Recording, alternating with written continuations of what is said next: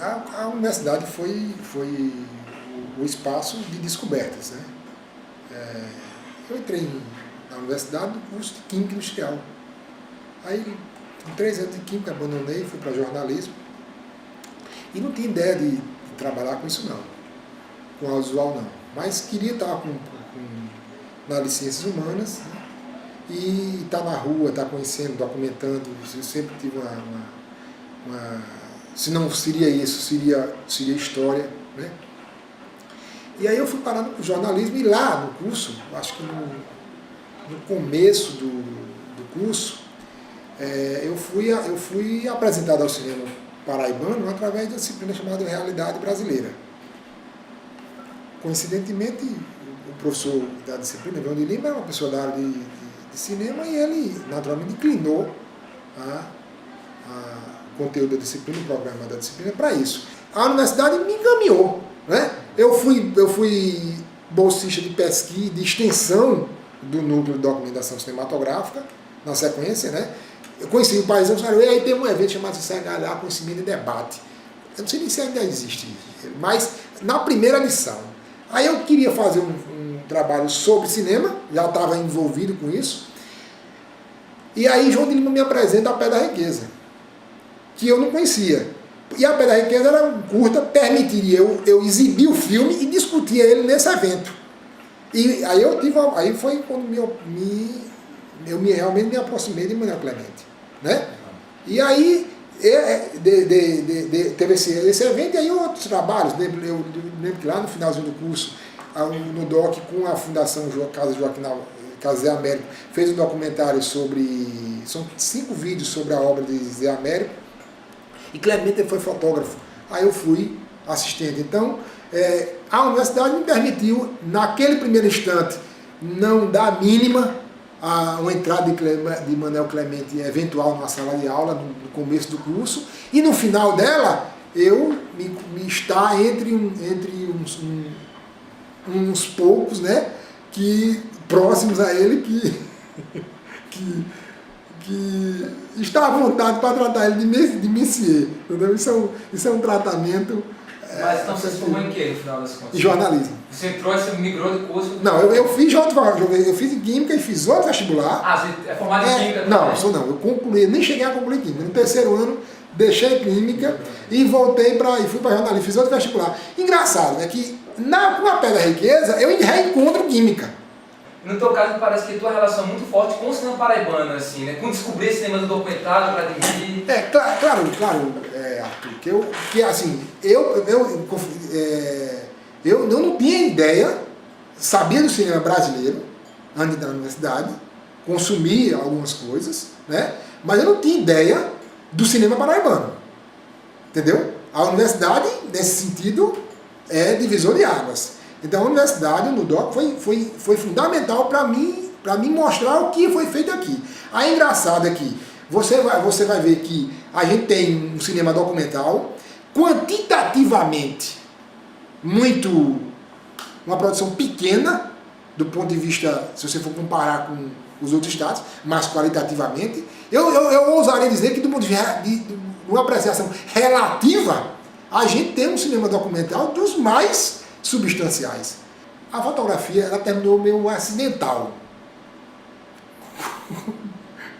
comigo, né? Quando eu comecei isso, eu queria estar aqui, eu queria estar editando, organizando o mundo. Editei um bocado de tempo em edição linear, né? Em Super VHS. E foi fundamental.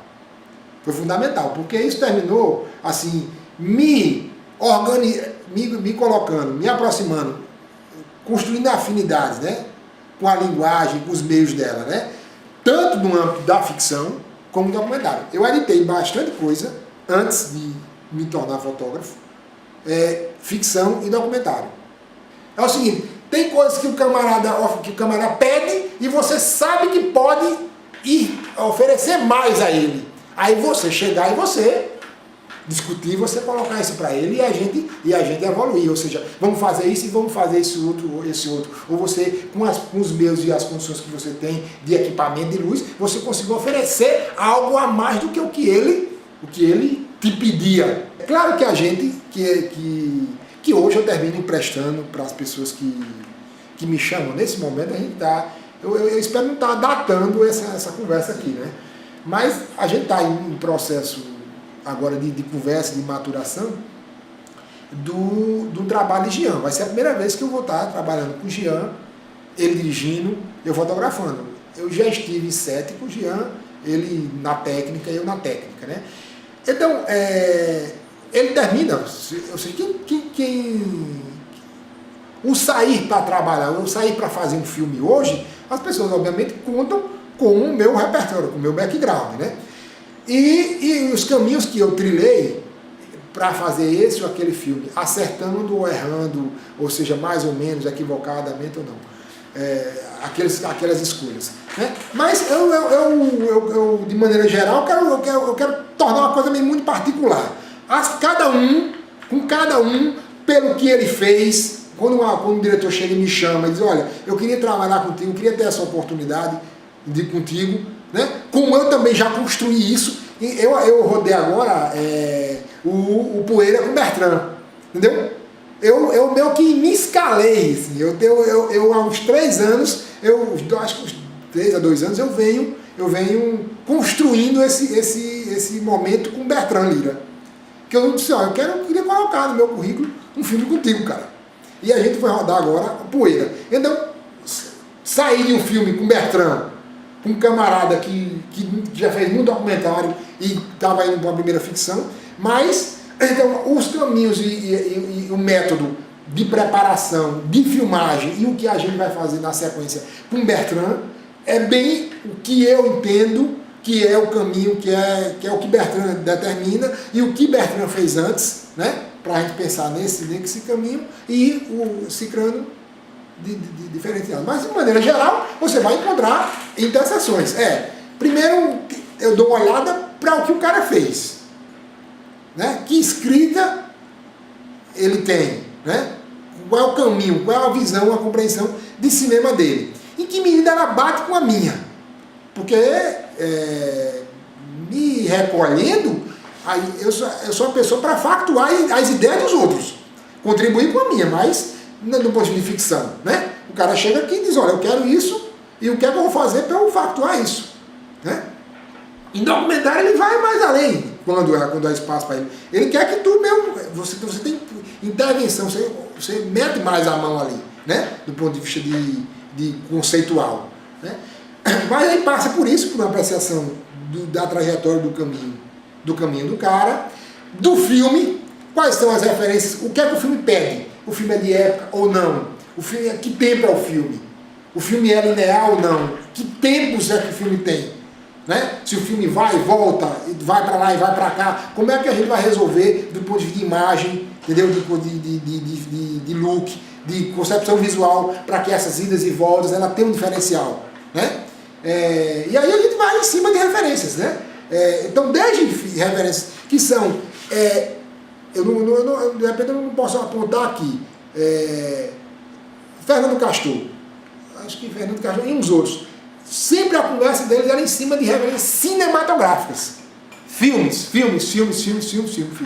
Enquanto que você vai a uns outros e você vai, por exemplo, esse momento de Bertrand, em cima de quadros.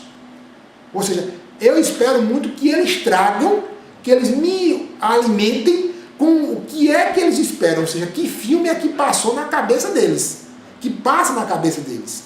E as referências que estão na cabeça dele. E em cima da cabeça dele, do que ele me fornece, obviamente tem meu filtro, tem um filme que passou na minha cabeça, lendo o roteiro dele e como eu imaginei, eu coloco as minhas. E aí a gente vai para uma conversa de construção, entendeu? De sessão. Aí isso também tem uma coisa gostosa, que é um embate, né? Um bom combate, né? Entre o que se quer, o que se pode, a visão de um, a visão de outro, em que medida é que ele pode, que eu posso acrescentar na história dele. Então, não é de uma forma para todos, né? Mas para cada um tem um. Bom, eu, muito jovem, eu tive interesse pela literatura a partir, sobretudo, das crônicas que eram publicadas em jornais. eu era um grande leitor de cronistas. A crônica normalmente é, no jornal, aquele texto que mais se aproxima da literatura. O olhar do cronista normalmente é um olhar muito agudo, muito perspicaz e tende a expressar um tipo de angulação da vida que não raro se aproxima, por exemplo, da angulação do contista ou mesmo, em certos momentos, do romancista. E mesmo, levando-se em consideração o lirismo que você encontra nos bons cronistas, a aproximação também com os poetas. De tal modo que eu encontrei na crônica um tipo de expressão que me agradava muito, que me chamava muita atenção. E aí me despertou o primeiro interesse pela escrita.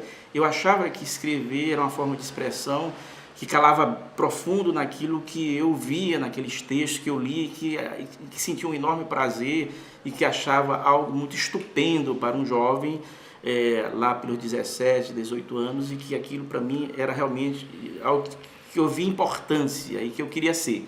Eu acho que todas as coisas que você faz na vida, você deve fazer, se ela te cala fundo como expressão de uma paixão, você possivelmente vai se realizar bem, né? Você vai dar isso uma importância, você vai ter isso como algo importante para a tua existência e naturalmente as coisas vão se encaminhar para você seguir um rumo, uma diretriz, né, que vai exatamente expressar esse desejo que vem, antes de tudo, da alma. Então, o desejo pela escrita, primeiro veio disso, né, de ler e encontrar ali uma expressão que eu achava que eu poderia imitar, repetir ou expressar da mesma forma. O processo da escrita, o processo criativo, ele é muito misterioso, é muito enigmático. Você tem na modernidade algumas teorias que vão explicar esse processo. As teorias românticas sempre queriam explicar a criação literária a partir do gênio criativo, quer dizer, o escritor escreve como se fosse aquela espécie de sopro divino que você recebe, vamos dizer assim, algo que vem de esferas cósmicas por aí aquilo você é uma espécie de repositório. Não, a coisa vai passar por você, você é apenas o meio para a expressão dessa criatividade se revelar numa forma artística, numa obra. Eu estou vivendo, eu estou assediado por essa imaginação, por essa intuição que está me guiando, portanto eu estou vivendo aquele mundo dos personagens, o mundo das situações, e estou querendo expressar a vida, a realidade a partir desse mundo. Quer dizer, não é que eu esteja totalmente dentro de uma irrealidade, que eu escapei da vida, do mundo cotidiano, das relações mais triviais, não é isso. Eu estou fazendo isso como uma necessidade, como um meio de expressar isso a partir da minha fantasia criadora. A literatura expressa, a literatura é um campo de conhecimento muito importante na civilização, desde sempre, porque ela, através da imaginação, ela exatamente expressa modos de vida, condição humana, esferas da realidade humana que estão aí, que todos nós, nas quais atuamos e vivemos e percebemos.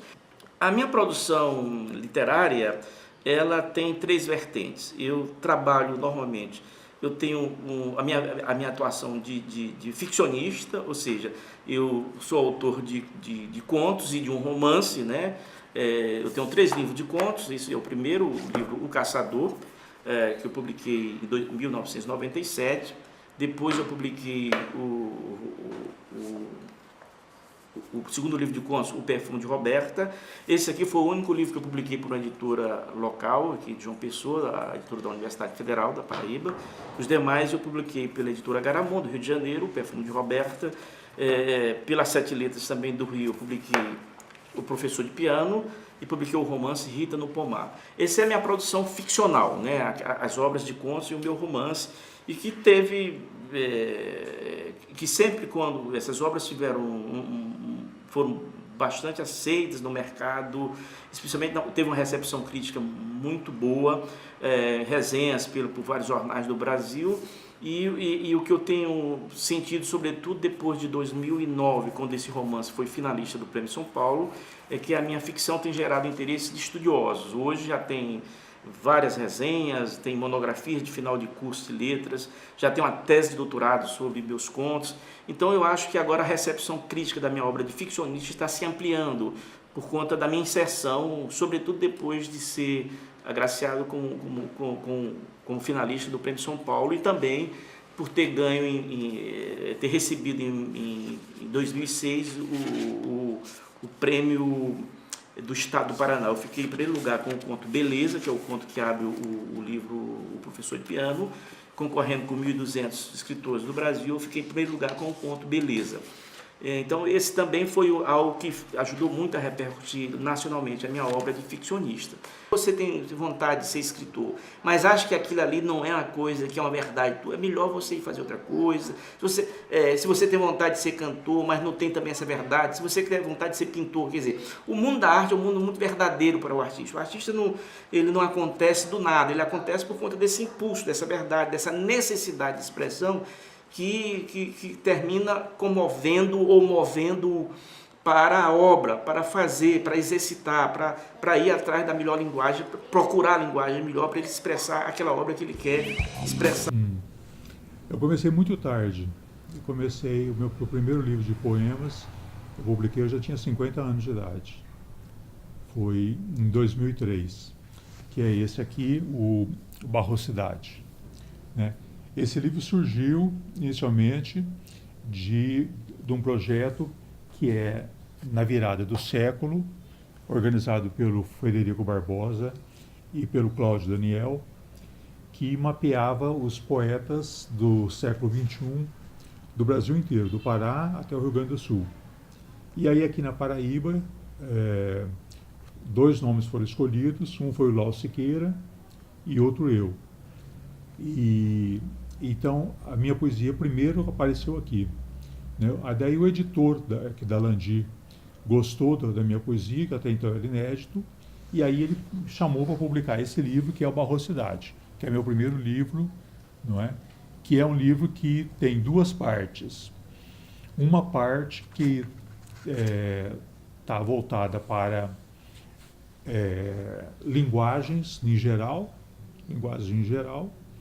e uma segunda parte que está voltada mais para o cotidiano, meu cotidiano, as coisas do dia a dia, né? E tem um divisor aí, e esse divisor nessa parte de linguagens, que trabalha com vários códigos, com arquitetura, com cinema, com fotografia, com escultura. Essa primeira parte é influenciada pela poesia do Augusto de Campos. E a segunda parte, que já é ligada com o cotidiano, é influenciada pelo modo de compor do Caetano Veloso. Então são as 2 grandes referências da minha poesia, o Caetano Veloso e o Augusto de Campos. Esse livro aqui, A Linguagem da Poesia, é um livro que eu organizei com alunos meus, trabalhando os elementos que compõem a poesia, a teoria da poesia, não é? Esse livro, muitas outras leituras de Caetano Veloso, é um trabalho analisando a produção do Caetano Veloso, tanto a música, quanto a experiência dele como diretor de cinema, né, no filme O Cinema Falado, e também a experiência dele como crítico de cinema e como escritor, que está no livro Verdade Tropical, né, e O Mundo Não é Chato. Então, esse aqui. E esse ano, agora, eu acabei de lançar esse livro, Epifania da Poesia, também um livro que é uma coletânea, feito com alunos meus da pós-graduação, do curso de letras da UFPB, que traz ensaios sobre os haikais do paraibano Saulo Mendonça, né? E ao finalzinho há uma mini antologia com os haikais dele também, quer dizer, além da parte teórica, contempla também a parte poética do Saulo Mendonça. Falta água e falta. Esse é muito inspirador. Esse poema diz assim: falta água e falta. Água tens e não tens. Os surfistas de São Miguel Paulista quebram ondas nos tetos dos trens. Esse é um poema que nasceu de uma notícia de jornal que os moradores de São Miguel Paulista estavam andando em cima do teto dos trens, né, e tal. Aí eu coloquei um surfista. Não, eu trabalho com silêncio, trabalho muito com silêncio, meu trabalho é muito cerebral, Eu penso o que eu quero fazer, eu elaboro o que eu quero fazer, eu deleto muito o que eu escrevo, apago demais, apago muito mesmo. Escrever para mim, na verdade, é apagar, é deletar o que eu produzo. Fica muito pouco. E é um ato de produção muito, como eu disse, muito cerebral, muito pensado, né? Não que eu não seja uma pessoa emotiva, não que eu não seja uma pessoa que lide com emoções o tempo todo. Eu me considero uma pessoa extremamente afetiva, né? Gosto muito de uma frase do Barthes, do Roland Barthes, o grande semiotista francês, Roland Barthes, que diz assim: eu perdoo tudo numa pessoa, menos burrice afetiva. A poesia, principalmente na década de 70, 80, Paulo Leminski diz que a poesia tinha migrado dos livros para a música popular. Na década de 70 ou 80, ela tinha migrado da poesia, dos livros para a música popular, né? Hoje eu vejo que a poesia, você pode encontrar poemas dentro da música popular, né? Poemas de excelente qualidade, e não estou falando apenas de Chico Buarque, não estou falando apenas de Caetano Veloso, não estou falando apenas de Djavan, né? Eu estou falando não estou falando apenas de Dorival Caymmi, né? Eu estou falando dessa moçada nova que está aí, que está fazendo a poesia e trazendo a poesia para a música popular também, né? Eu estou falando de Arnaldo Antunes, eu estou falando de Otto, né? Eu estou falando de Adriana Calcanhoto, estou falando da Cel, estou falando do Criolo, né? Que tem trazido uma poesia muito, feito letras de canções que são verdadeiros poemas, né? E eu acredito que você possa, e eu defendo isso, que você possa analisar uma letra de música como poema, não necessariamente apenas tendo que trabalhar a canção como letra e melodia e música e harmonia. Não, você pode trabalhar uma letra de música apenas como uma letra de uma canção, apenas como poesia mesmo, como poema. Os poetas concretos não são mais poetas concretos desde a década de 80, deixaram de ser poetas concretos, mas eu vou dizer uma coisa que deve assustar as pessoas, inclusive os poetas concretos. Eu gostaria imensamente de ser um poeta concreto, de conseguir ser um poeta concreto. Sabe, eu gosto muito da poesia concreta, não acho que a poesia concreta seja anacrônica, não é? O meu próximo livro de poesia, que se chama Poemail, que está na fase final, ele traz alguns poemas concretos, mas eu gostaria, na verdade, de fazer um livro de poesia concreta, só de poemas concretos. Então a minha poesia tem uma influência dessa visualidade, dessa condensação da poesia concreta, dessa coisa da espacialização da palavra na página, dos neologismos, de substantivação muito grande, poucos verbos, pouco discursiva. Isso está influenciado pela poesia concreta. Mas ela também tem um objeto perdido. Você lê o meu poema e você percebe que alguma coisa se perdeu, como diria o Caetano Veloso, né? Na canção Americanos. Alguma coisa se perdeu, alguma coisa falta, sempre alguma coisa fica por desejar, por não estar esclarecido. E essa dissimulação provocada propositalmente, ela vem do neobarroco. Eu acho que a minha poesia também, nunca ninguém disse isso, mas ela tem bastante a ver com as características do neobarroco.